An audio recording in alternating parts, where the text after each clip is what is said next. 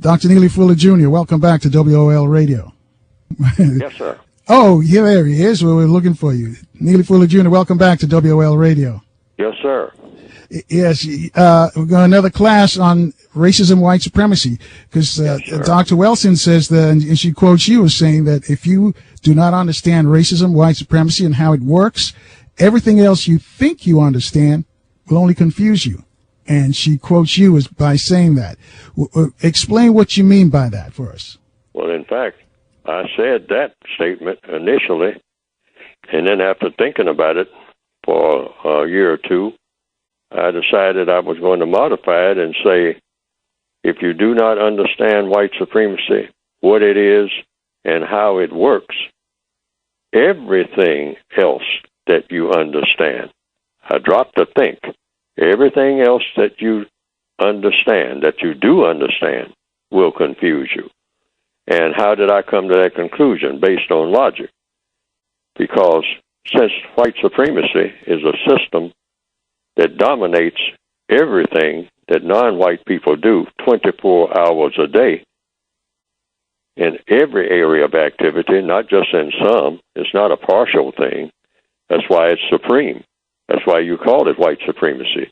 If it was partial, you couldn't call it supreme because it means they left something out.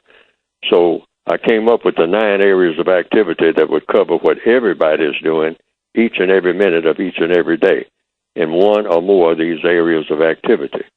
And I just came up with an orchestrated way of expressing it, and I call those 9 areas economics, education, entertainment, labor, law, politics, religion, sex, and war.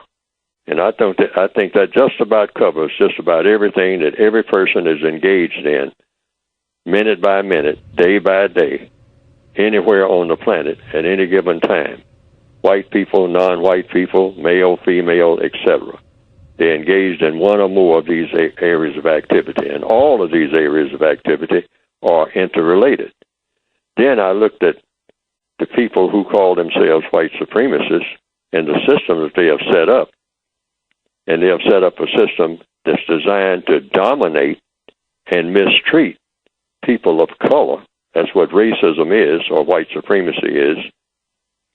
People set up to mistreat and dominate people of color, people who have been classified as non-white, in all of these areas of activity, all of the time.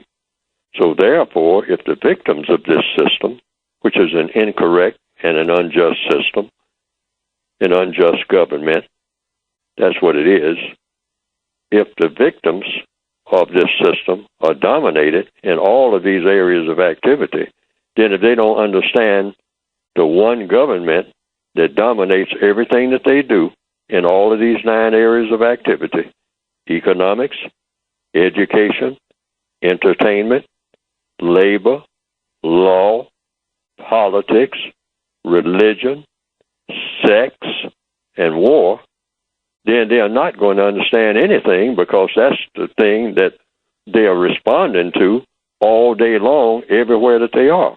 You have to respond or react to the thing that dominates what you do. And people, I always tell people, part of the compensatory code system, counter-racist system, is don't believe anything that anybody tells you right off the bat. Check it for yourself. And that includes everything that Neely Fuller says on this program, any other program, or anything that he writes in his book. And the correct compensatory advice in this chaotic world is to double-check everything that everybody says, even people who, regardless of how well-meaning they may be. You just don't grab it and run with it. You see if it's what? Logical. See if the evidence will hold up under every test, not some tests, will hold up under every test you put it to. So I always say, I make these statements. These statements are either true or false, and you should always go with what is true. But you can only know this for sure, just not by listening to someone make statements like I'm making right now, but just check it for yourself. Check what black people do all over this planet, because the system of white supremacy is a planetary government. It governs everything in all 9 areas of activity that non-white people do everywhere on the planet, not just in one town or one side of town or one section of town. Sometimes you hear black people talk about, well, what we need is a black Wall Street. Well, yes, we do need that. But I always say, you tailor Black Wall Street not to some place, some location, that's not going to do anything. You have to tailor your Black Wall Street to codified activity that each and every black person has, wherever he or she happens to be, anywhere on the planet, because you cannot govern. You don't have a guarantee of where you can be on the planet at any given time. Why? Because of the system of white supremacy. You can't set up anything without their permission. They will tell you whether or not you can open a building, or open a grocery store, or build an apartment building, or get the money to do so. Or if you have the money, even if you invent money yourself, like some people do among black people, they fashion their own money over in what they call their independent countries, which is not true. They don't have an independent country. You can't have an independent country if you're black under the system of white supremacy. So if you manufacture some money and say, now this is our money, this is black money, and we'll have our own black economy, well, the white supremacist says, oh yes, you can say that if that puts you on that artificial high that you might get on, but I will govern what your money is worth. If I say your money is worth less on the world market, that means you are not going to eat unless you eat that money, because it's completely worthless if I say so as a white supremacist. I went a long way around, but that's basically what white supremacy is about, and that's what that statement means. If you don't understand white supremacy, what it is, and how it works in all of these areas of activity, everything else that you understand is going to confuse you. And confusion in the mind of any person, logically speaking, is a recipe for disaster. And that's why we are in a disastrous situation, because how many people on this planet who are classified as black and are non-white understand white supremacy, what it is, and how it works? I would think, based on evidence, very few, all right, including myself. I just understand that it exists. I've got an example for you. Ryan Lochte, the Olympian swimmer who lied when in Brazil, and he's Cuban American, but I guess he considers himself white, part of the white establishment. And I just wanted, because some people saw that and saw that what he did was just, they interpreted as sort of some sort of white privilege. I want to understand if that is racism, white supremacy. Was that at work during his display, his fact that he could straight out lie and then, lie upon lie and deny that it happened, because everybody saw the story. But we're coming up on a break. We got to take a look at the traffic and the weather in the DMV area. So when we come back, Dr. Neely Fuller Jr., if you'll explain if that was what you're trying to explain to us today as well. Folks, you too can join the conversation. Neely Fuller Jr., reach out to us at 800-450-7876. We'll take your calls after the traffic and weather update on 1450 WOL, where information is power. And thank you for staying with us, Dr. Neely Fuller Jr. Racism, white supremacy, that's what's on the table today. And folks, you got to listen very, very closely, because Neely Fuller Jr. uses logic to advance all of his arguments, and you've got to listen keenly, because sometimes it's so simple it skates right over your head. But my question, again, Dr. Neely Fuller Jr., before we left, was the actions of the Olympic swimmer Ryan Lochte when he lied and said that he was held up in Brazil. The fact that he could lie, and the fact that so many people believed him, especially white folks, believed him. That the guy he got stuck up, and somehow the guy didn't want his telephone. so he could leave him with his phone so he could call the cops. For me, that was a dead giveaway. But so many people believed Ryan Lochte, and the fact that he could say it and thought he could get away with it. Is that an example of white privilege, or is that an example of racism, white supremacy? Well, I am not allowed, I'll say, quote, unquote, allowed, according to what I have written in the code, to in any way label that person a white supremacist. I cannot do that for a very simple and logical reason. I have no way of proving that he is or isn't. I can make the statement, but if someone says, okay, Fuller, you call that white man a racist. Now, under penalty of X number of dollars or imprisonment, where's your proof?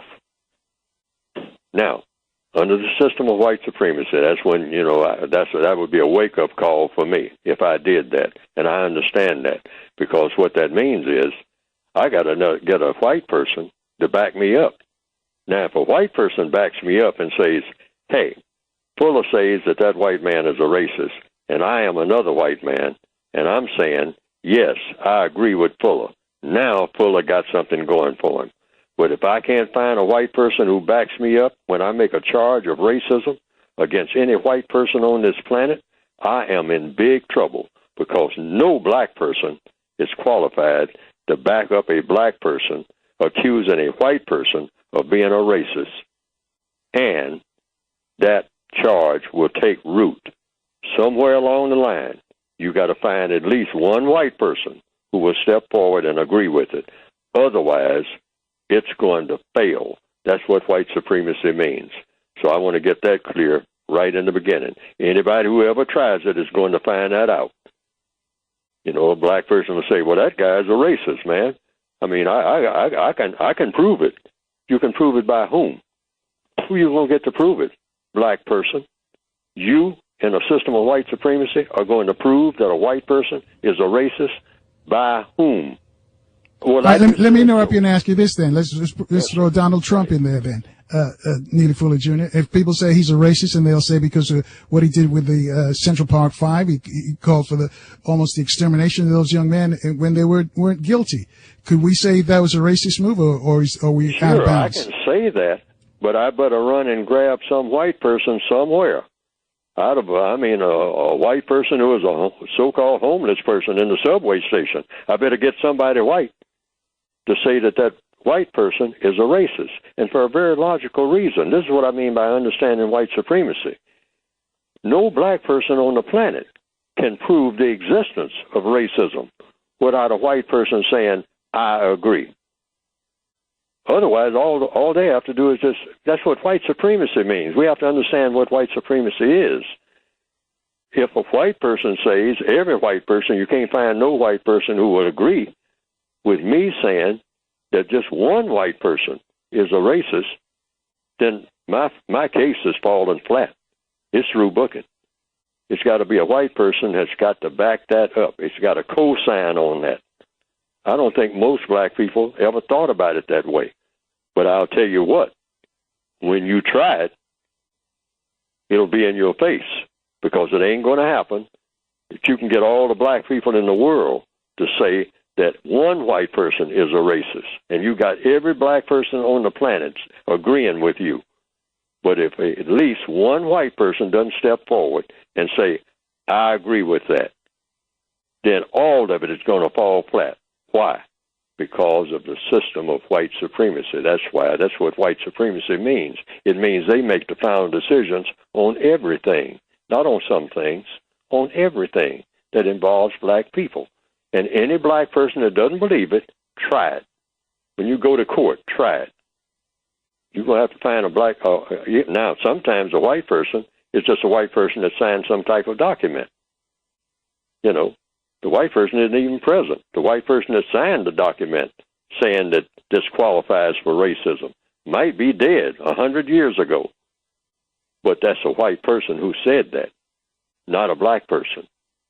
And so some black person will haul that document out and say, Mr. Stevens here said, or Mr. Jones here said, or Mr. Cartwright said here that This act is a racist act when committed by a white person.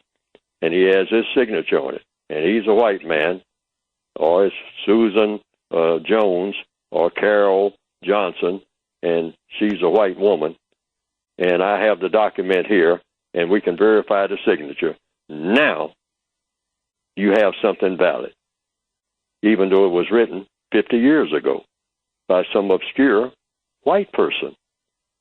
Because whatever a black person writes in judgment on a white, whatever a black person writes or says, even in 2016 about a white person, is completely invalid until it's validated by a person who is classified as white.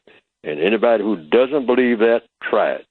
That includes lawyers and everybody else. It better be directly or indirectly validated by somebody white. Period. Anywhere on the planet. Not just in one place, any place. Otherwise, white supremacy is invalid.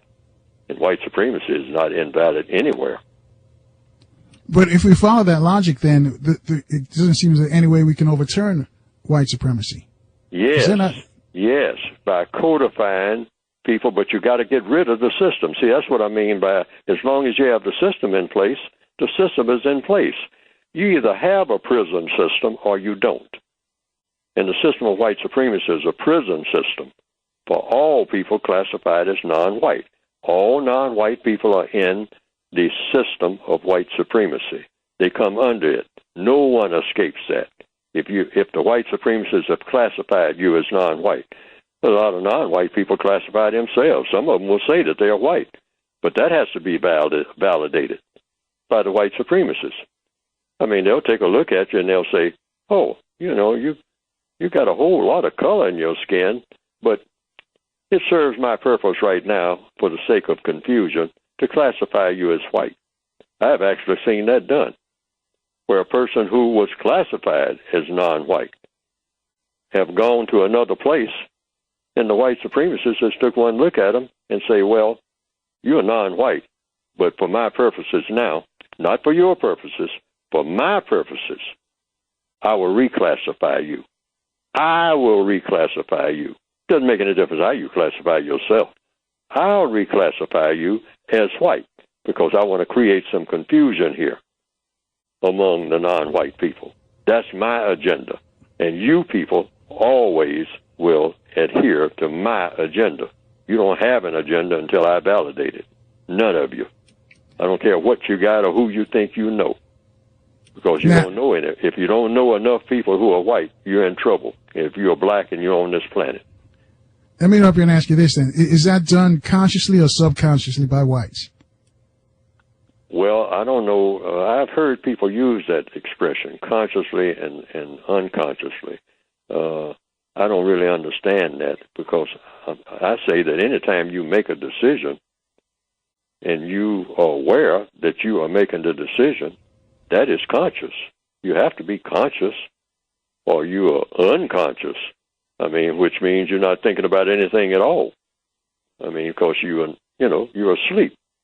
You're dead or something. But if you're conscious and you make decisions, you make a decision, that's a decision based on something that you believe.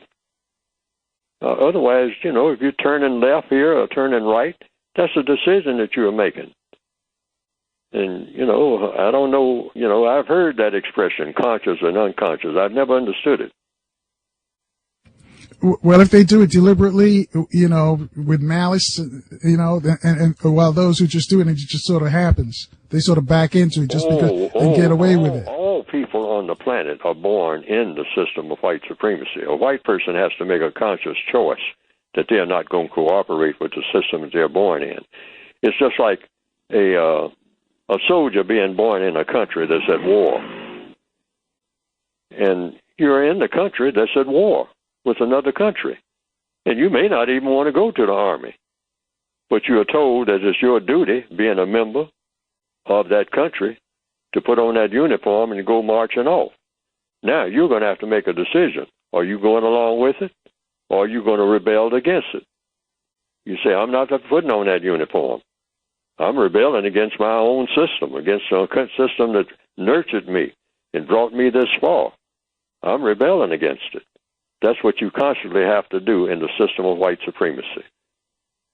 A white person who says, I don't believe in racism, they just can't say that and then continue to do what they're doing because they're born into a system where you have to practice racism. If you're white, you have to practice racism. There's no way around that. And so you have to make a decision, well, I'm not doing it as of this day, I'm not doing it anymore. I'm rebelling against it. And how you're going to go about doing that? My answer is, I don't know if you're a white person, because that system is so solid. I tell you what, a white person. Hang on a second, Dr. Fuller. We got to take a quick break. And when we come back, give us an example of a white person who doesn't engage in white supremacy and how they do it. 800-450-7876. You too can join the conversation. It's real deep, folks. Taking calls next on 1450 WOL, where information is power. And thanks for staying with us, folks. Our guest is Neely Fuller Jr., and you've got to listen very, very keenly. This is not one of these conversations or one of these shows that you can listen and be on Facebook or listen to the radio, watch TV. You've got really got to concentrate on what Dr. Fuller is saying. It's so simple. He uses logic to explain everything, and sometimes it's right there staring in your face. People get hung up on the word supreme a lot, and they don't follow the rest of the conversation. But before we left for the break, Dr. Fuller, I was asking the question, do you know of a white person who does not practice white supremacy? If a person that you could name that all of us would know, and you could say that person is not a white supremacist, and how and why? Well, according to compensatory counter-racist logic, any white person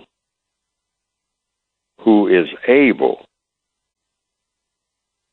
underline able, to practice racism probably, underline probably, is one. Why? That's according to logic, because we are in a racist system. We are not in any other system. There's no such thing as another system. There's no American system. There's no capitalist system, in the abstract, whatever that means. I don't know what that means. There's no communist system. I don't know what that means in the abstract. That's just a word that people slap on things sometimes, and then they remove the word and call it something else and whatnot. Socialist, what does that mean? But there is one system that is valid everywhere on this planet, that most people are aware of it. A few people understand some of it, like I do, and nobody understands all of it like the people who practice it. That's why it's so successful.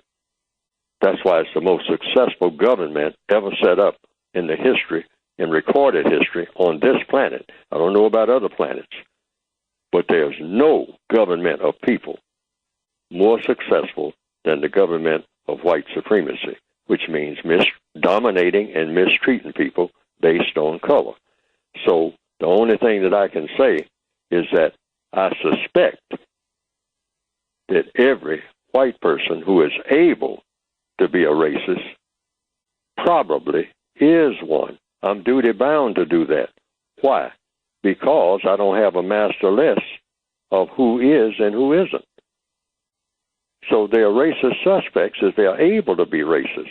Now, there are some white people who are obviously, based on logic and observation, are not able to be racist. And who are they? Newborn babies, for instance. I have probable cause to believe, that a newborn baby who is white is not a racist. Why? The baby has to be taught to be a racist. And the baby hasn't been taught this. The baby has to know the difference between one color and another. Once the baby learns the difference between colors and then taught by somebody, directly or indirectly, by example or by words, the difference between a person who has color in his or her skin and a person that doesn't have it, that baby up to that point is not a racist. That child is not a racist. If no one has ever pointed this out, somebody's got to point that out. the difference in the colors and what it's supposed to mean. And at some point, either directly or indirectly, many white people never say anything to their offspring about color, but they show by example. So the child picks it up. When it comes to colors, difference in the color of a white person and a non-white person, the child picks it up. Then from that point on, that child has to make a decision. How do I interact with a person who has color in his or her skin? And do I interact differently in any way, in any one of the 9 areas of activity with that person than I would if that person does not have color in his or her skin? If that person has not been designated of being a white person or a non-white person, how am I supposed to interact on a daily basis or in any transaction or et cetera, et cetera, et cetera, in economics, education, entertainment, labor, law, politics, religion, sex, and war?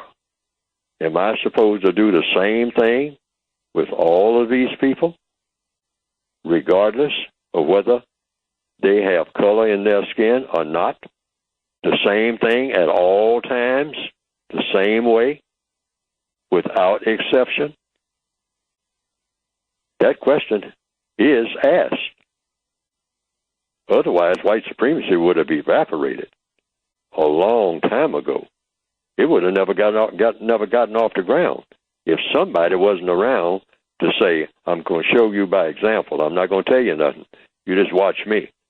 Or sometimes sit them down and say, look here, Ronnie. Now, I know you play with Jason. Jason is the black kid down the street. And I know that you all have been, going here and going there and doing this and doing that. But, now you're going to have to grow up. You're no longer Huckleberry Finn. And you're going to have to get real about the real world. And so you're going to have to, without saying anything, you're going to always have to let Jason know that you're busy, that I have things for you to do, that you can't play with him no more. You got to set that distance somewhere. All right? This is done somewhere along the line, everywhere, and everybody, white and non-white, is aware of this. Why is it? Where is that breaking point? Where is that separation point that we in 2016 keep talking about the so-called black neighborhood or the black community? If there was no racism, there would be no such thing as anything that even people wouldn't have any idea of what you're talking about when you're talking about a black neighborhood. They wouldn't have an idea, white people nor non-white people. That expression would not exist.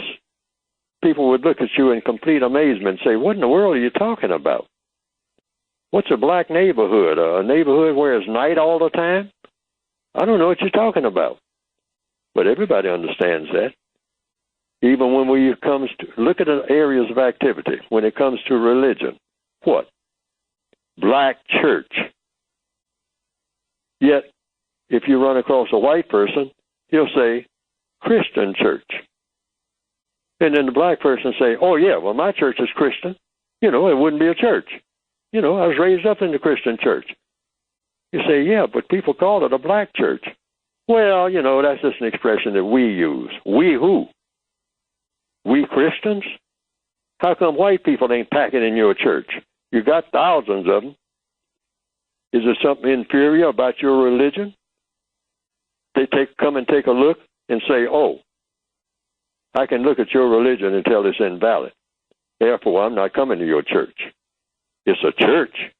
It's a Christian church. And I'm a white man, and I called it a Christian church. But when I came over there and took a look, I saw black people in that church, Christian church. And so, hey, that's a religion of another color. Oh, yes, that's a religion of another color. That has nothing to do with me. That's what that white person is saying. Otherwise, white people would go to any church that they saw on any corner when they moved in a town. And they would say, oh, there's a church down on the corner, so, But somebody says, oh, but that's a black church. Oh. Yeah, but it's Christian hell, That's a black church. That's a different thing altogether. No, I ain't going down there. For what? They don't have nothing to offer me. Well, they got the same Bible. I don't care what they got to say. They ain't got the same color I have. Got that? Are you crazy? And by now, they probably don't want me in there anyway. They'll think I shoot up the place. 800-450-7876. Speak to Neely Fuller Jr. I got a tweet question for you. Can you ask Mr. Fuller who set up the white supremacy system? Who's the originator? Who's the atom of this system? I don't know. And that's the honest answer. I've heard people say that white supremacy began something like 400 to 500 years ago. And some people round it off to 600 years. But I've heard some scholars say, oh, no, that's real shallow. You're talking about at least back during the time of Jesus. You're talking about at least 2,000 years, because that's the time of Jesus. And they say, hey, it came before Jesus. White people who had chosen to practice white supremacy were practicing white supremacy then and even before then, before Jesus was even born, which is over 2,000 years ago. And some people have said it goes back much further than that. You're talking about a minimum of 6,000 years. Now, if you have had the ideology of white supremacy around that long, that ideology, if it kept growing, and apparently it did, can become very, very, very, very efficient. Based on what? Based on logic. Everything becomes efficient if it keeps surviving and keeps getting stronger. Any systems that you set up. And now that's turned out to be the most powerful system that the world has ever seen. Mistreating people based on color. And when it started, I don't know. I keep repeating that because I don't know. I wasn't here. But I tend to believe that it's been around somewhere in that 2,000-year range, because I've heard about, the so-called Roman Empire and whatnot. Right. Hold that thought right there, Dr. Fuller. We got to take another break. Look at the traffic in the DMV. I'll let you finish on the side, and we got a bunch of folks want to speak to you. 800-450-7876. Get you Neely Fuller Jr. Your calls are next on 1450 WOL, where information is power. And thanks for staying with us, folks. Dr. Leonard Horowitz is going to be with us tomorrow. His book, his best-selling book, Emerging Viruses. He talks about Ebola and Zika. And this was published decades before those viruses exploded on the scene. Well, he says that there's another new one getting ready to take hold. He's going to tell us about that. But right now, we're speaking with Dr. Neely Fuller Jr. His book, by the way, the short term for the book is called The Code. It's got a very long name, and he'll give you that information. But if you want to find out more and how he spells out white supremacy, racism, white supremacy, you need to pick up a copy of that book. So, Dr. Fuller, I'm going to let you finish what you were saying before we left for the break, and also tell folks how we can get the book before we take some calls for you. Yes. And so, how long has white supremacy existed? I don't know. But it's not necessary to know. What is necessary is to have a code, because it's put together by a code. And the theory is, and I think it's a logical theory, the concept, counter-racist concept is, anything that people put together, people can take apart. Because people have asked me, well, what do you do? It sounds so despairing. I mean, what can you do about this thing called racism? You just study how it's put together. Like you study how a building is put together or a clock is put together. Once you figure out how it's put together and how it works, you can take it apart. And you just don't take it apart just to be taking it apart. You take it apart because it shouldn't exist. And when you take something apart, the law of compensation says you should replace it with something. That's the law of replacement, the law of compensation. When you move something, if you move a tumor, you should replace it with something that works better. And the system of white supremacy is a tumor on the minds and bodies of the people of this planet. because it's very destructive. It produces things very well. But what is the problem with white supremacy? In the production of things, it throws away millions of people so that things become more important than people, particularly people of color.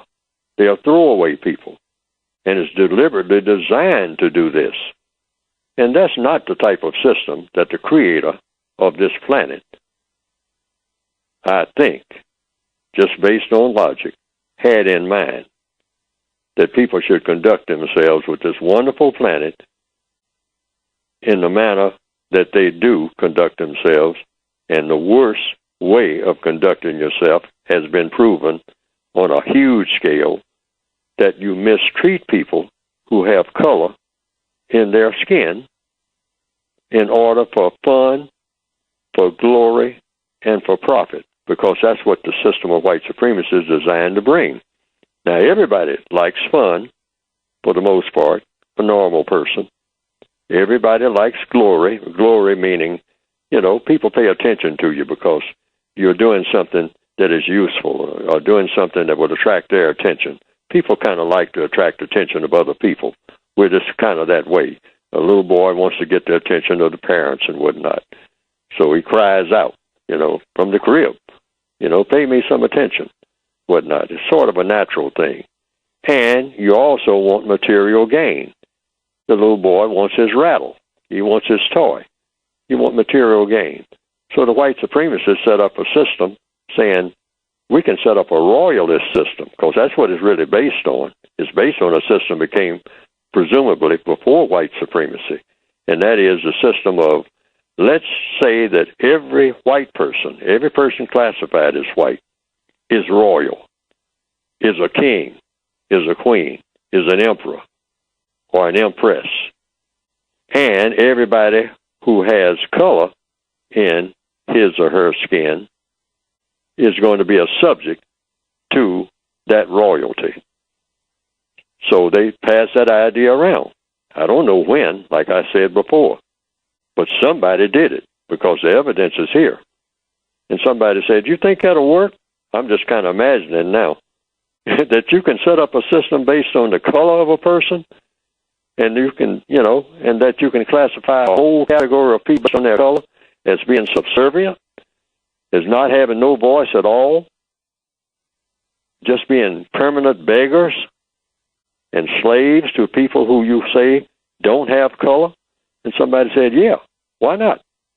Because that's what a lot of our royalist systems are set up along those lines anyway. But if you put that royal system on the basis of color, look at all of the people of color that are on the planet.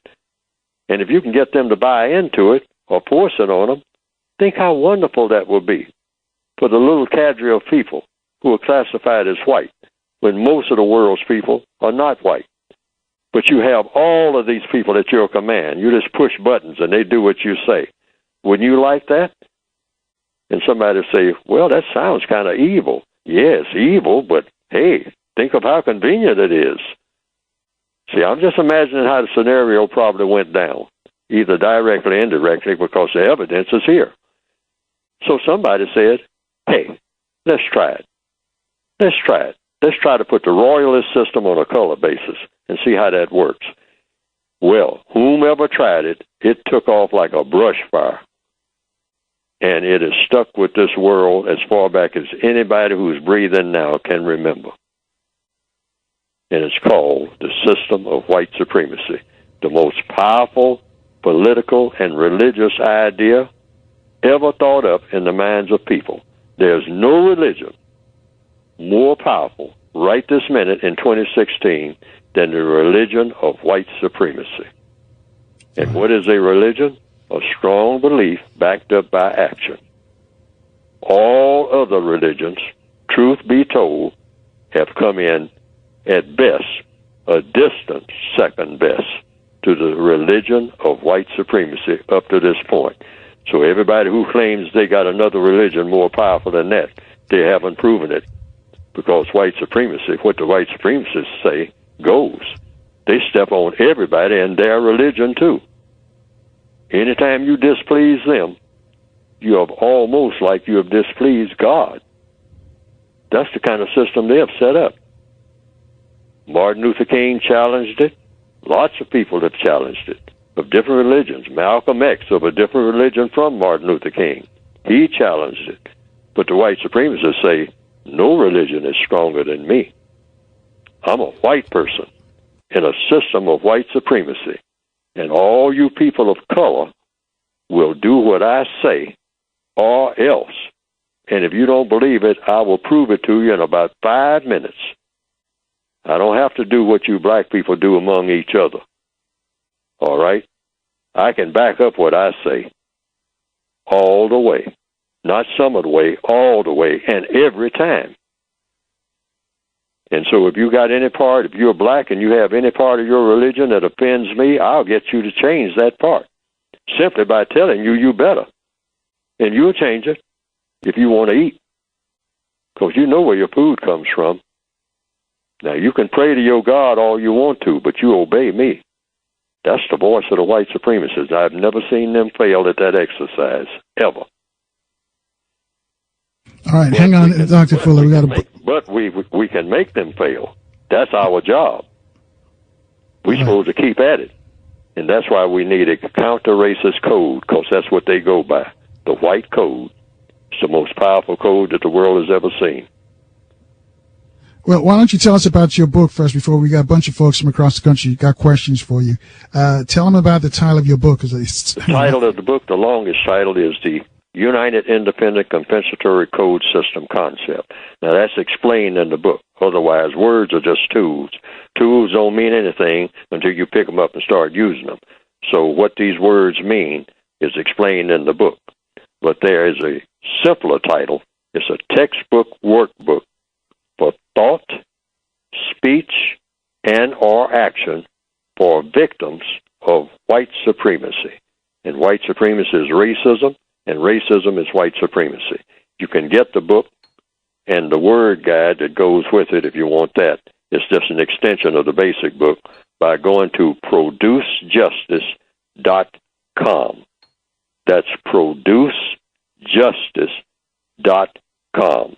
And what will come up on the screen is the method for ordering the book and brief descriptions of the basic book and the additional word guide, counter-racist word guide. It's something similar to a dictionary, but it's not a dictionary. It just shows you how to use some words, and more than anything, questions are asked when certain words are used that should work for you when you learn how to use these words. They should always work for you, not against you, because words are tools. You pick up the correct tool, just like picking up a correct tool to do any job, and you get the correct result. That's the concept. And so you can get the basic book and the additional word guide by going to producejustice.com. All right, 800-450-7876, line 2. Sandra's calling us from D.C. Sandra, you're on with Neely Fuller Jr. Hi, calling to you guys. I once heard someone say that white supremacy is a fragile system, that in order for it to be maintained, it has to be constantly monitored. Your thoughts? Absolutely. It's like, it's almost like making a space shot, when people go in outer space. You have to sit there and you have to watch those consoles. You just can't walk off and have coffee and lollygag down and go somewhere and party and all like that. You have to watch everything. You have to constantly look at this and look at that. All of the areas of activity in the system of white supremacy. Check out the economics. What are these people doing? Are they opening a grocery store here or trying to open one? Has some black person dropped out of school and decided not to sell drugs and start doing something else? Well, we have him set up to sell drugs. I mean, that's what we have these people doing, because we can handle them that way. But now he's trying to, he said he's not going to sell drugs. He's coming up with some type of invention. Let's get over there and find out about what this invention is, because it might be bad for our business. Our business is to see to it that he's always going to do something that's self-destructive. That's what we do. we white supremacists on this planet do not let black people do very much of anything that's going to have a constructive effect. In what area of activity? In all areas of activity, 24/7. Never let a black person get too far down that road of doing anything that's going to be of constructive value. That includes even having a constructive conversation. Don't let those black people talk about anything that makes sense. Don't let them sit around talking about anything that makes sense. Constantly monitor what black people say at the lunch table, at work. Constantly monitor what they say and guarantee that what they say is a whole bunch of nonsense. Picking at each other, gossiping about each other, or want to fight each other, want to say something derogatory about everything, want to call everything MF, MF this, MF that. Keep them in that state of mind. That way you know you got them. You got them for the next 10 million years.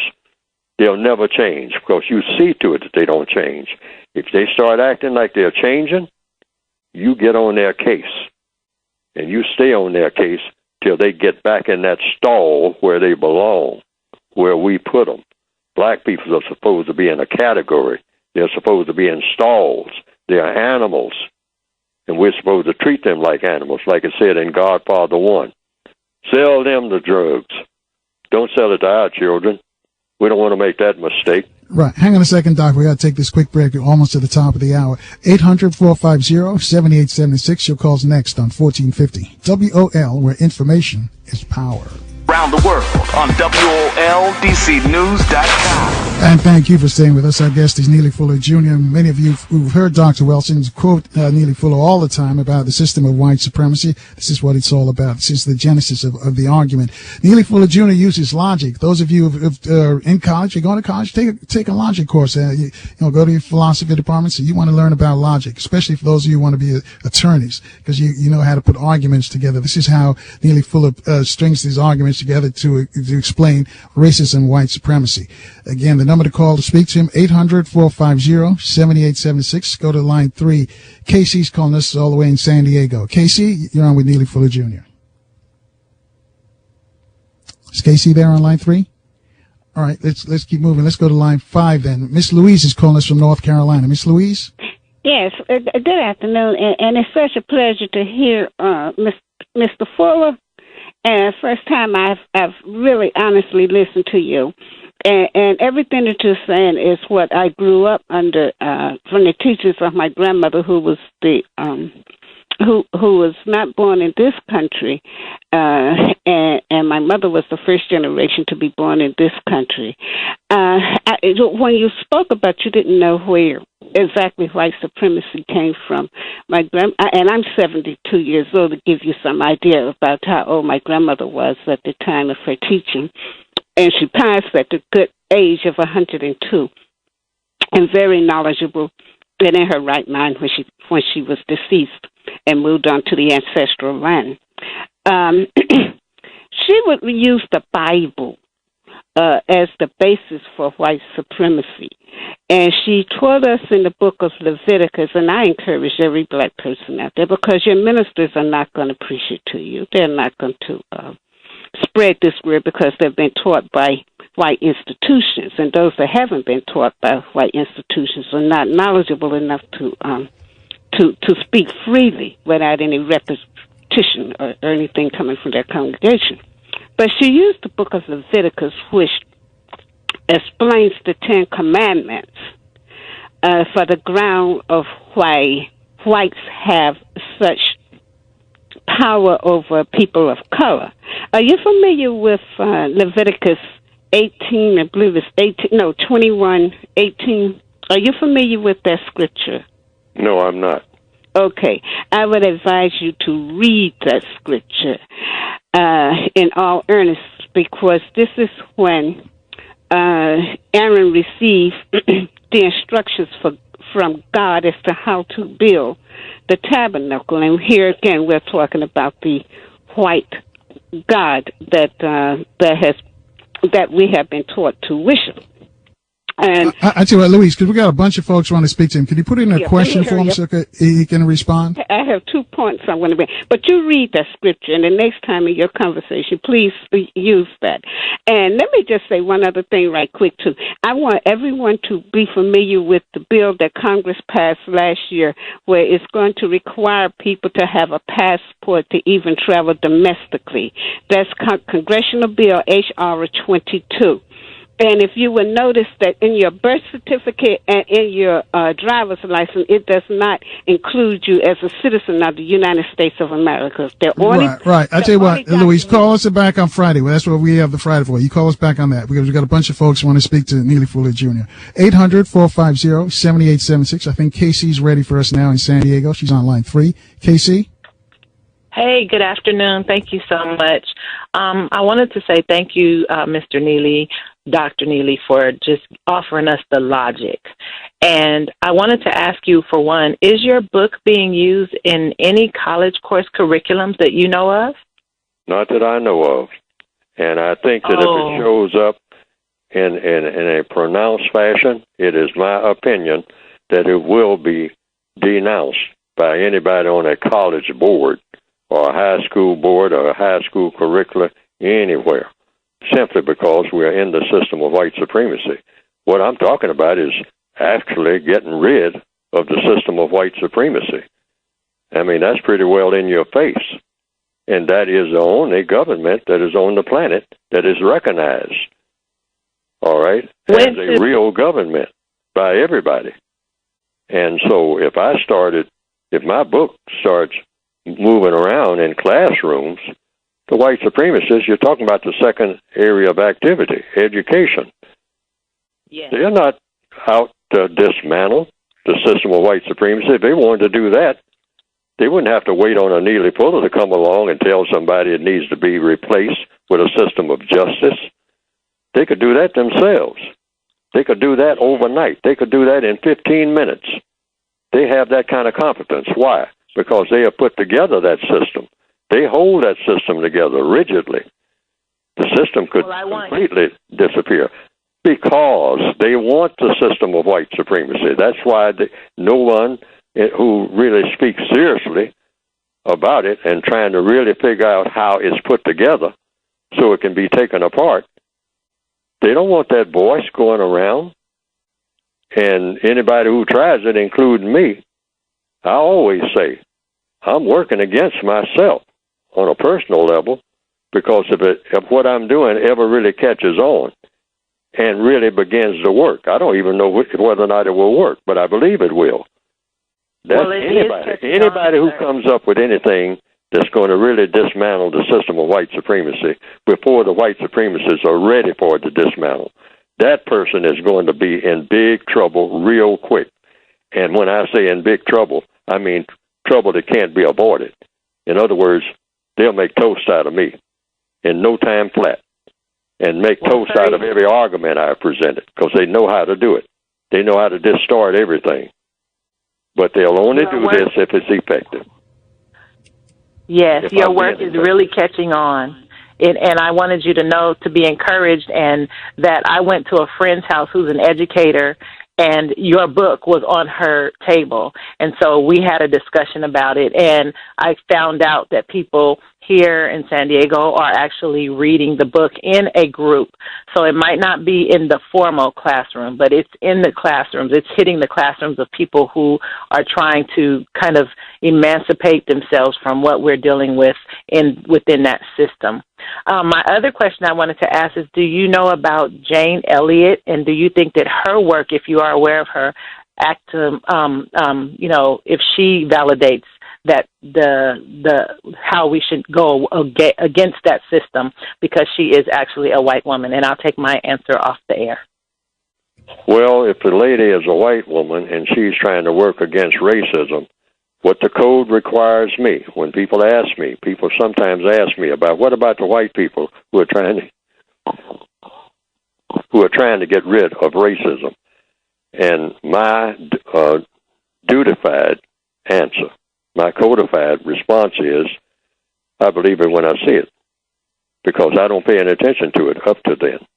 In other words, if they are really effective and not just putting on, then racism will disappear.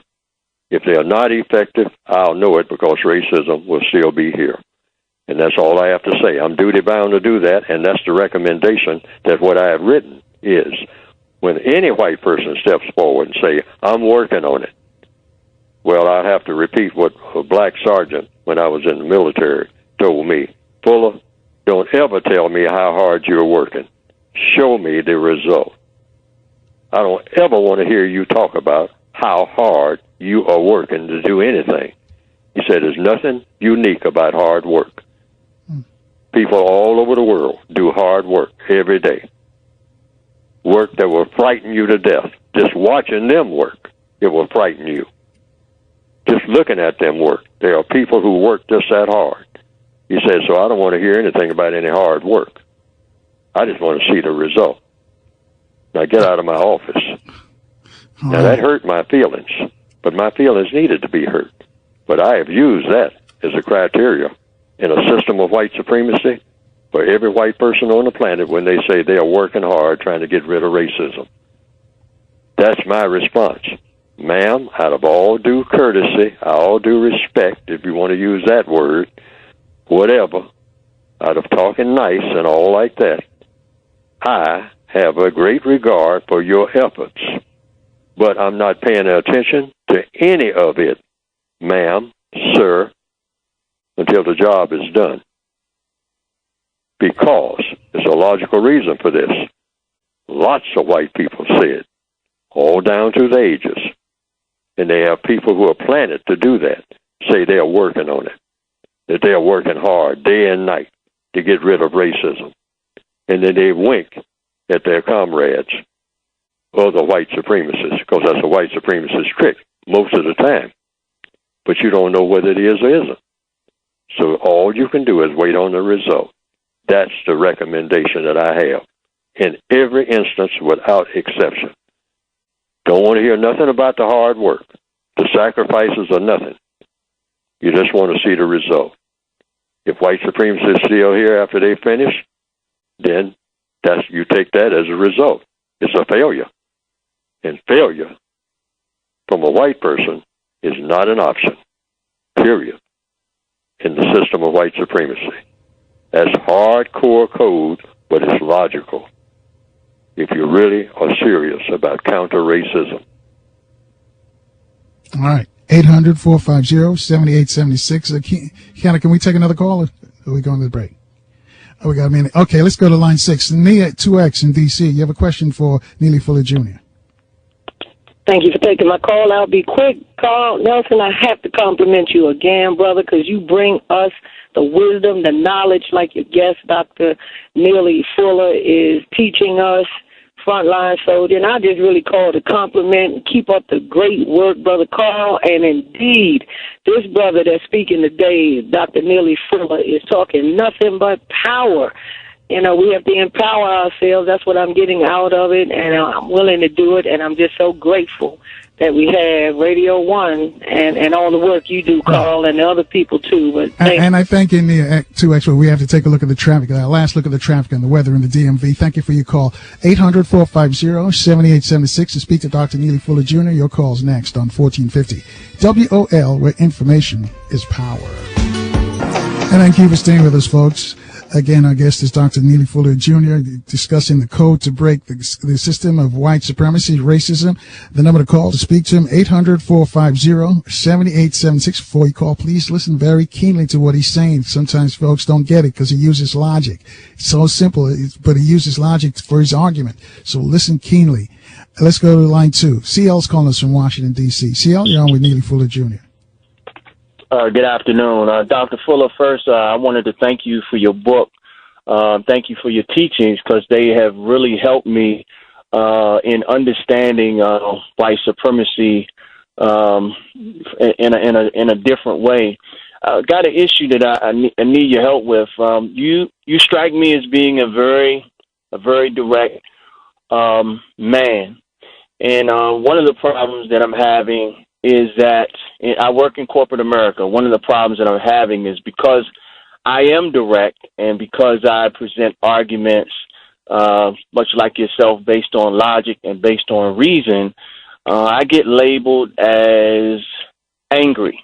Or whenever I have a dissenting opinion, it gets labeled as coming from a place of anger. But one of my white counterparts, if they present the same argument, they would be saw as revolutionary or insightful. So my question to you is, operating under that construct of white supremacy, do you have some type of advice that not only myself but other black men that I'm sure are experiencing the same thing in a white-run corporate America, do you have some logic or strategy that we can use that will help us be able to make it through our days? And I'll take my answer off the air. Thank you. On every job situation for a non-white person in the system of white supremacy, when you speak sparingly. You don't say any more than is absolutely necessary to be said in order to accomplish whatever it is you're trying to accomplish in the best manner. And the best way to always speak, if you can frame whatever you say, because it comes down to how you're speaking most of the time. Whatever you say, try to put it in the form of a question rather than statements. Statements sometimes are resisted, particularly coming from a black person among white people. You start making statements immediately. Many white people, not all, but many, will look at you and say, wait a minute, are you fixing to tell me something? What do you know to tell me? What do you know to tell me? I'm a white person, and you're black. Do you know anything to tell me that's worth listening to? Now, many white people have been taught to think that way. So you have to recognize that as a fact. That goes with the system of white supremacy. You are a black person in a system of white supremacy trying to tell a white person about what the real deal is about anything, when everything that you have ever learned, Negro, that's worth knowing, came from somebody white. That's the way many white people look at a black person. In other words, they're saying in so many words when they look at you, what are you talking to me for? Trying to teach me anything. You don't know enough to teach me anything, because I get to the people who taught you. The people who taught you taught me before they taught you, boy, girl. See, that is in the mind of many a white person throughout this planet. You have to know that, not guess about it. You have to know that and believe it, because it's true. It's true. That's what white supremacy does. They get constructive information before you even hear about it. But anything that's a bunch of nonsense, you'll get a ton of that, because they want black people's heads to be full of nothing but foolishness. So they'll help you with anything that's absolutely stupid. But they will hold in reserve anything that's absolutely precious, anything that's really going to take you somewhere, that's going to empower you. They'll steer you away from it. So the procedure is, the codified compensatory counter-racist procedure is, ask questions. See, a person can't jump on you too much about asking questions, because if they do, sometimes they will say, but it looks like you asked too many questions. Now you have another question. Sir, how many questions are too many in this facility? How many questions are too many? And once you ask a question, get in the habit of this. This is very important. Once you ask a question, do not help the person with the answer, because later on they will say, I didn't say that, you did. See, they pay attention to words. So you choose your words very carefully. You choose your questions very carefully. And if they ask you, why do you keep asking these questions? You'll say, because I don't know the things that I should know, sir. I don't know the things that I should know, ma'am. That's why I'm asking you, because I think that you might know the things that I should know. And I am a person who is trying to learn. I remind myself all the time, even when I answer the phone and people ask me, how am I? I say, I'm still learning. That's not for them. That's for me. I have to keep reminding myself, I don't know enough. I don't know much of anything. And my track record has proven it, because I'm still subject to the system of white supremacy. And any black person, any non-white person, anywhere on the planet who is subject to the system of white supremacy, just by being subject to it, according to logic, proves that you don't know enough. So you always stay in that position. It's not being humble. It's because that's where you really are. But you are putting yourself in position to learn when you say to people, when you ask people a question, you are letting them know that they know more than you. And so you shouldn't mind that. You stay right on that plane, because you know what's going to happen. If you keep doing that, you're going to know more than anybody. Why? Because you are the person that asks the most questions. The person who asks the most questions or the person who is going to get the most information. And that's a law of the universe. Applies to everybody, including all the creatures. Birds, bees, everything. It's important to remember. All right. 800-450-7876. Just put in a question for him, folks. Let's go to line 5. Mustafa's calling us from North Carolina. Mustafa, you have a question for Neely Fuller Jr.? Is Mustafa there? All right, let's keep moving. Let's go to line 3. JR's calling us from the district. JR, you have a question for Neely Fuller? Yes, Brother Carr, thank you so much. Thank you, Brother Neely, for the great knowledge. And my question to you, Brother Neely, is, do you think that the church, the black church, truly wants black people to unify, to come together? That's my question to you. And my comment is that one thing about white supremacy, the one of the reasons why it is so confusing, it is right in our face. It is in everyday life, and most of us are in denial because we are taking part in it, and we choose not to realize that. I don't know if I'm making sense here, Brother Neely. Do you understand what I'm saying? Yes, I do, and that is to be expected.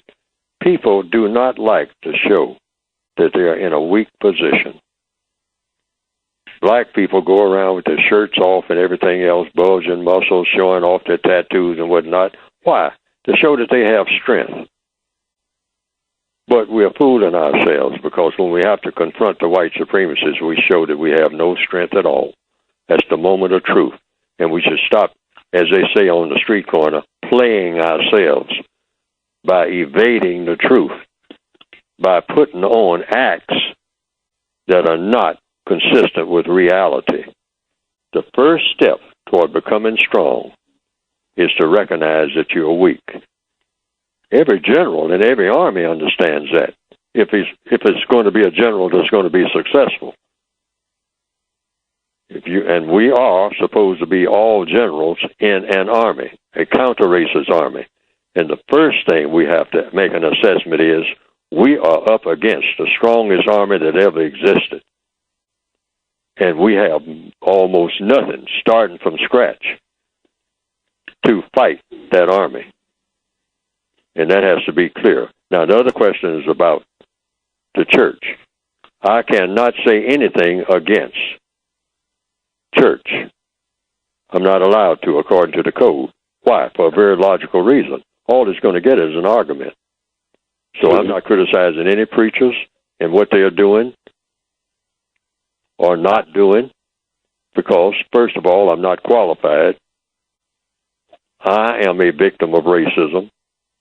And if you're black on this planet, you are a victim of racism. All victims are equal. So I can't tell any other victim what their approach should be.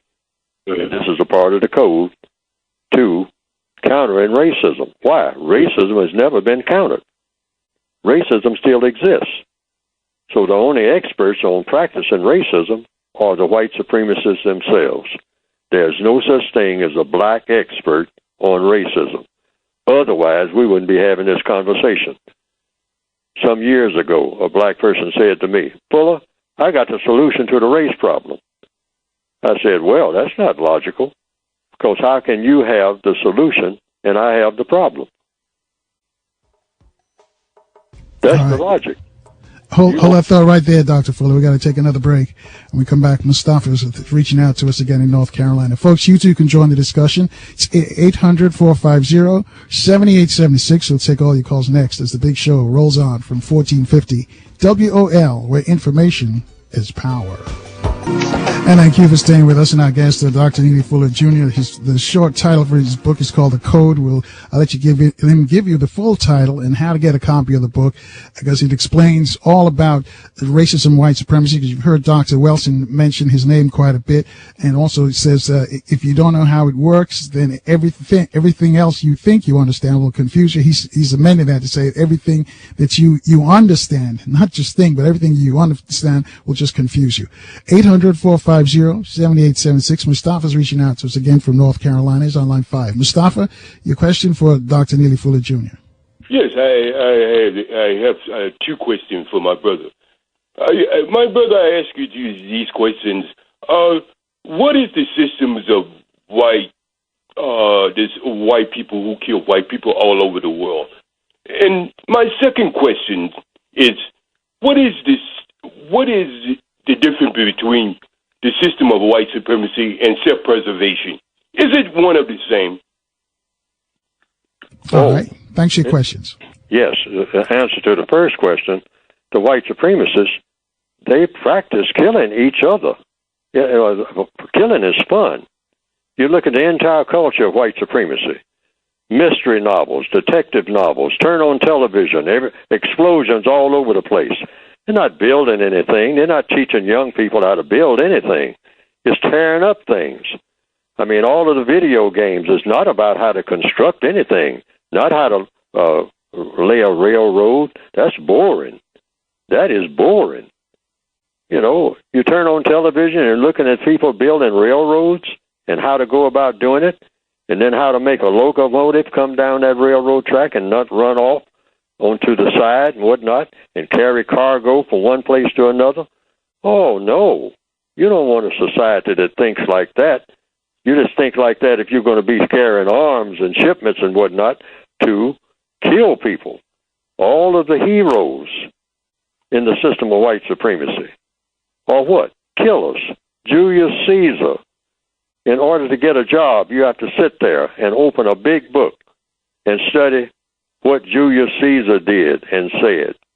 In order to what? In order to get food on your table. If you're a black person, you better learn about what Julius Caesar did. How many people he killed. How many people he was planning on killing. And Napoleon Bonaparte. What did he conquer? I mean, what did he do when he went among the people, the dark people there, in what we call Haiti and whatnot? Think about what old Napoleon did, and glorified. Build some statues to him. Put him in the town square. You say, well, we'd like to plant a garden where that statue is. No. Forget about eating food. Stand there and look at that statue of Napoleon and worship him. Now we got another one over here, Robert E. Lee. Go down and take a look at his statue. Spend a whole lot of money taking pictures and whatnot. And then go into a bookstore. Learn all about how to kill people and get away with it.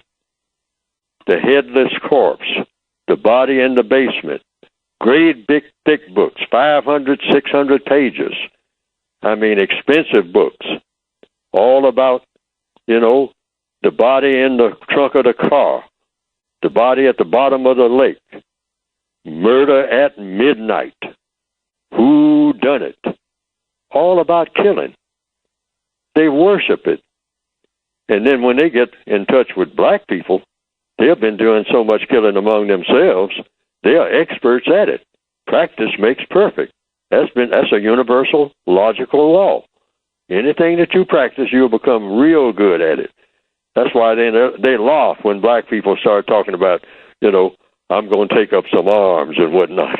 They said, hey, you fellas are Johnny-come-lately. You all don't know nothing about arms. We got arms you never even heard of. You wait until we put this on you.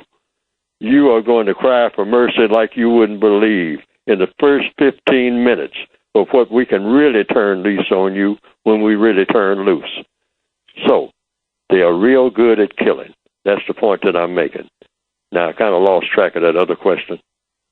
You want to know if is still there, Mustafa? I think he hung up. He wanted to know, is it white supremacy or self-preservation? I guess for the white races. Oh, it's both. It's both. You got to preserve yourself in order to be a supremacist. The white supremacists, in their, according to evidence, when they first started out, they started mixing and with the black people sexually and having babies, which they continue to do, but they would claim the babies as part of the family. Then somewhere along the line, they saw that that was a mistake. They saw that was a huge mistake, so they stopped doing that. The most successful ones. Now, the ones that start confusing themselves, because that's what starts happening. See, when you start having sexual intercourse with the people that you conquer, and then if you have babies, you claim the babies as part of the family. That's a contradiction. You can't stay in supreme like that. You can't stay in power like that if you're going to claim the babies of the people that you conquer. And so they had these, babies that they sometimes call mulattoes or half-breeds, which all over the world, black people who are called black, many black people, most black people on the planet now are called black people. But really, if you look at them real close, even in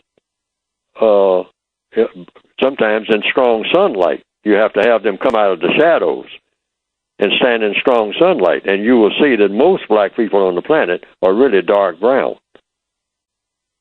Now, why is this important? Because the white supremacists in the world the way it is now, they got a category called Hispanic. That's very confusing. Doesn't have anything to do with color. That's a language, all right, and other things that they call cultural influences and whatnot. But because they started off, particularly on people, the white supremacists who rather spoke Spanish, they started mixing with the people that they conquered and claimed the children. The English-speaking white people took a look at that and say, no, no, no, no, no.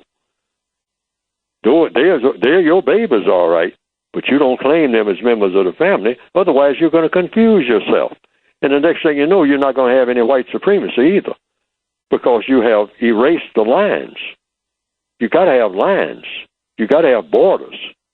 White supremacists believe in borders, and we control all the borders, whether they are genetically or geographically. And even when it comes to geography, the white supremacists believe in borders for non-white people. That's why they tell black people, people of color all over the world, where the borders are. The people of color do not tell the white supremacists where any border is. Why? We don't have the muscle to do so. That's why. That's what white supremacy means. I tell you where the borders are, boy. I tell you where you can go. I go where I please. You go where I let you go. That's what white supremacy means. So right now, as we speak, right now, there are black people all over the world trying to cross borders. But they ain't crossing no border unless they get permission from whom? The usual suspects, the white supremacists. 800-450-7876 to speak to Neely Fuller Jr. Let's go to D on line 2. D's calling us from the district. D, your question for Neely Fuller Jr. Hi, Mr. Neely. I greatly appreciate all your education and enlightenment. I just ordered your books. My question is, why do you think they allow us to have this platform, such as the Carl Nelson show and shows like the Joe Madison show, and allow us to be educated and enlightened by educators like yourself, and I heard Mark Anaheim come on, and he's very enlightening.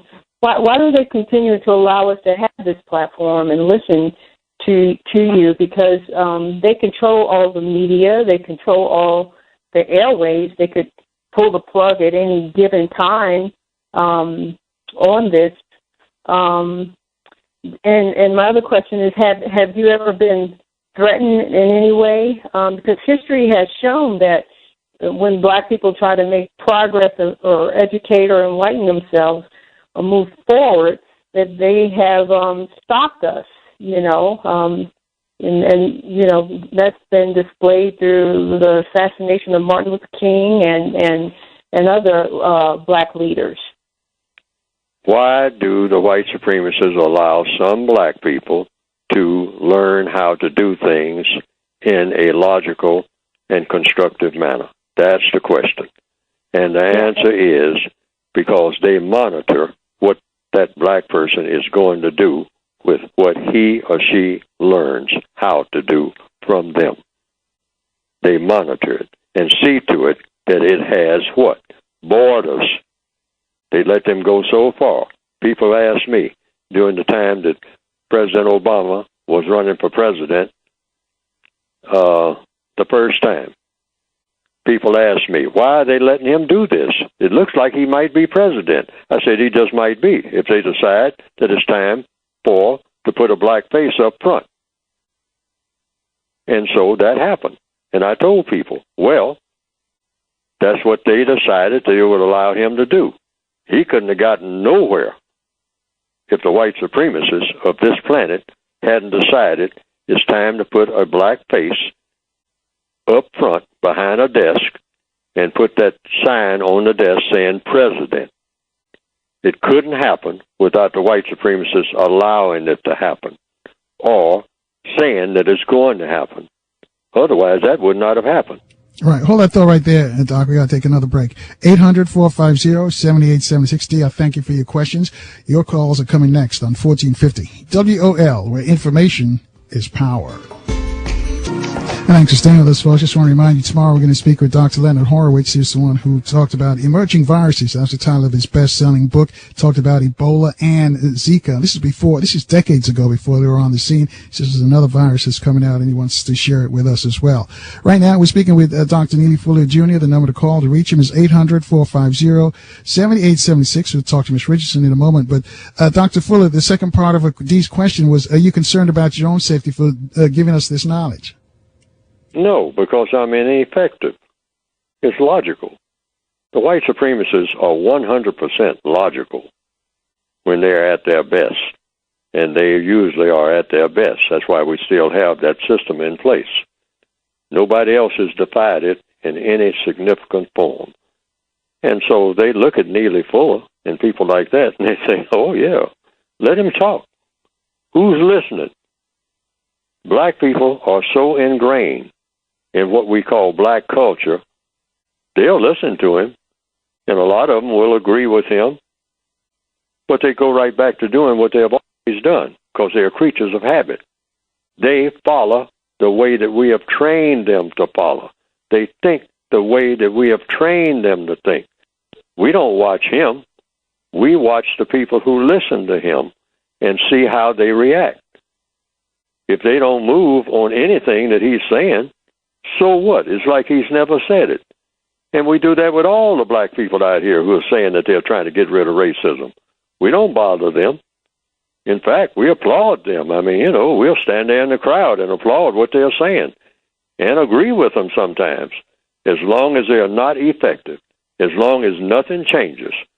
We'll give them any kind of title they want. We'll have them strut around. We'll give them parades. We'll put them in the history books.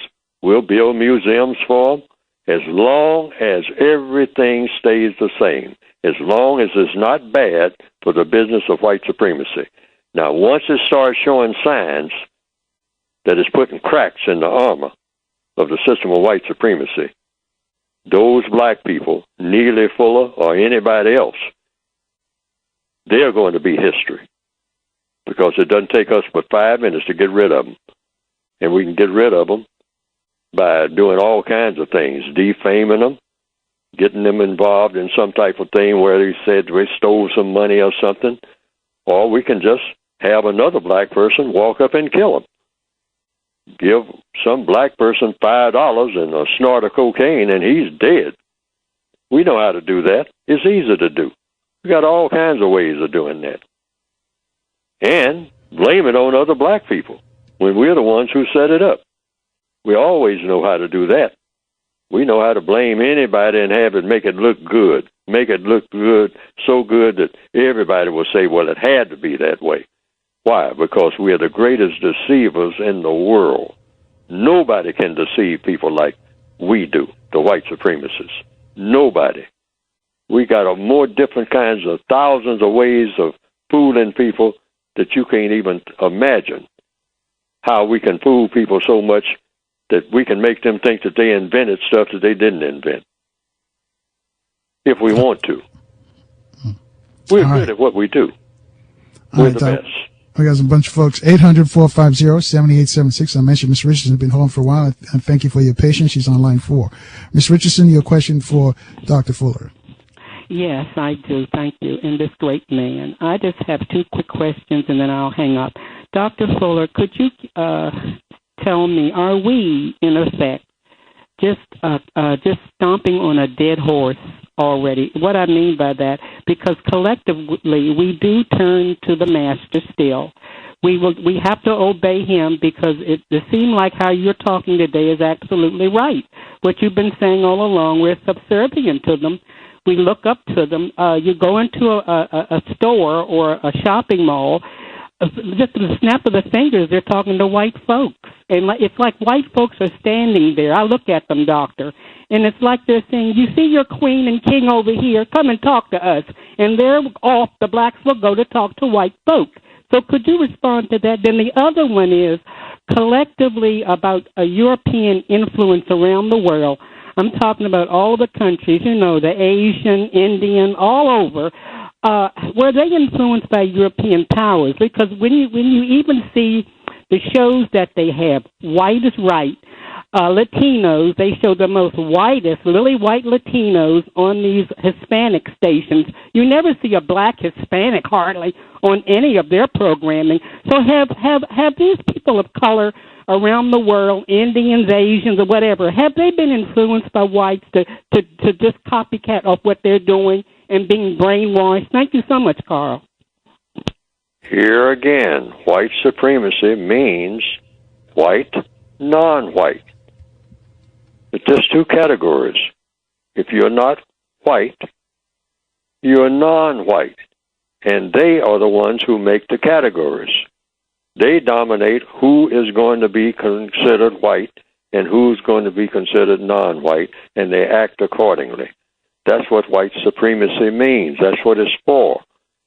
And it's the most powerful political and religious idea ever brought up among the people of this planet. Nothing has been more powerful than that. It's a powerful idea, and it's a powerful practice. It's not just an idea. Lots of people got ideas. Lots of people got all kinds of ideas about what kind of government to have throughout the world. All of them fall flat in the face of the most powerful political and religious idea that the world has ever seen, and that's called white supremacy and or racism. Racism is white supremacy. White supremacy is racism. So anybody who's non-white comes under that domination, which means you're eligible to be dominated and mistreated, and you are dominated and mistreated even when you don't know that you are, even when you are given all kind of gifts and all like that. It's the same as the white supremacists will sometimes fool black people by thinking, when people will look at other black people and say, well, look at all that money that this black person has and all like that.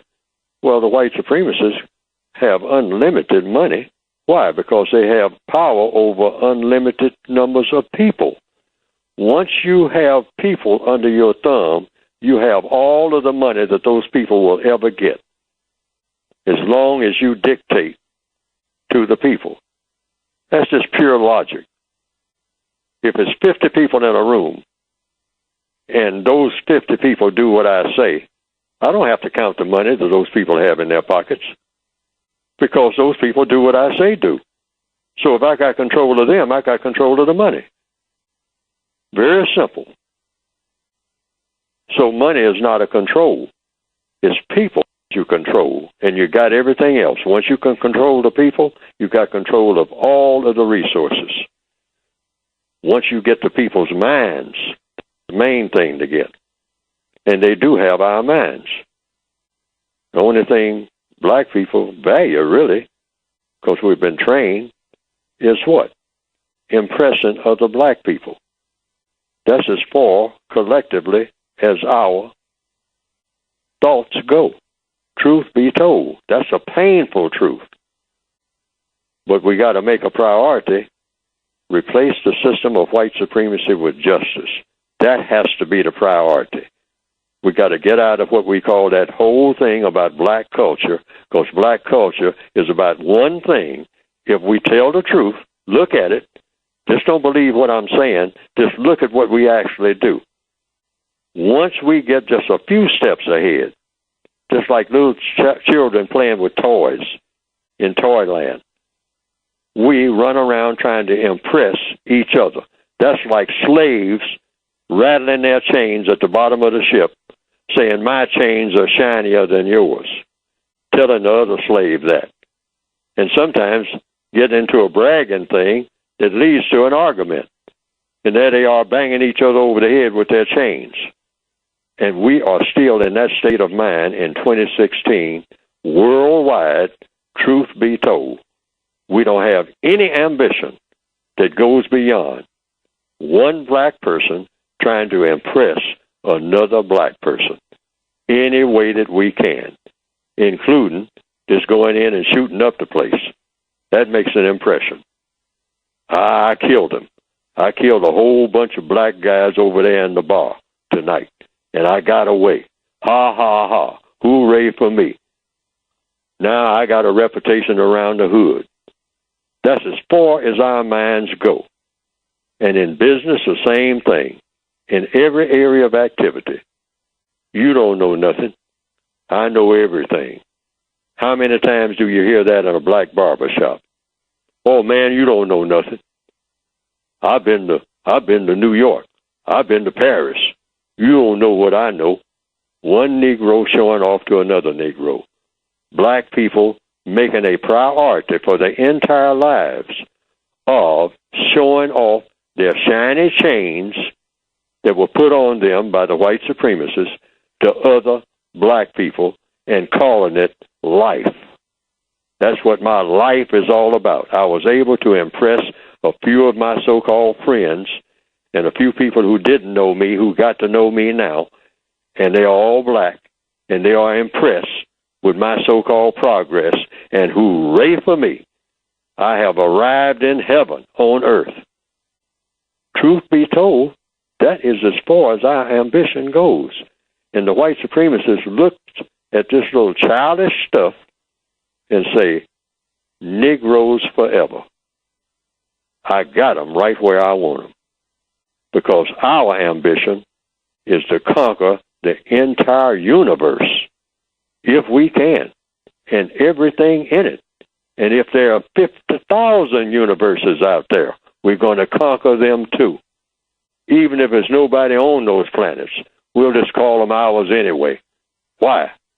Because we are super people. We don't have shallow minds. We don't have shallow goals.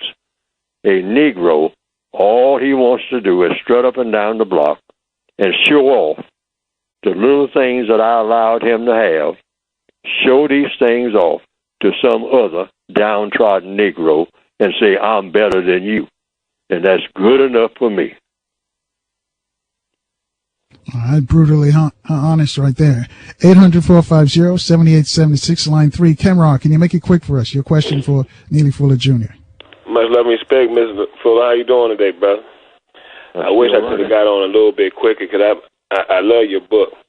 If you can just touch on the sexual part of your book.